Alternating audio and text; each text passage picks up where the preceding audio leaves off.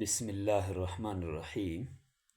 قدرمند الله پاک جل جلاله و قرآن عظیم الشان فرمایی: اعوذ بالله من الشیطان الرجیم و بالوالدین احسانا. چې ای مسلمونه، تاسو په ژوند شئ د مور پلور سره د والدین سره احسان کوي. احسان یې ښېګړه ده، ښه سلوک نرمي ورسره کول، په ښه انداز باندې ورسره پیش کېدل.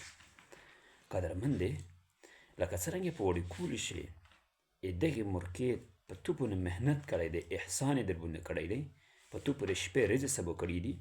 نن ته خپله مور ته، ته نن خپل پلور ته داسې مطلب بېدور ګرځه، داسې مطلب د دې زړه اشارات یې کسه. هر وخت کوشش دا کوه چې زه د مور پلور سره د احسان معامله وکړم. نو قدرمندې، مور پلور سړي ته ولې اندازه ولګي چې کله د سړي وینه، چې کله د سړي والدین وفات شي، په عیناباد د مور احساس، په عیناباد د والد صاحب احساس ورسره پیدا شي. نو قدرمندې، الله جل جلاله د په ژوند چې د خپلې والدین سره د احسان معاملې، د ښېګړې د معاملې توفیق ورنصیب کړو.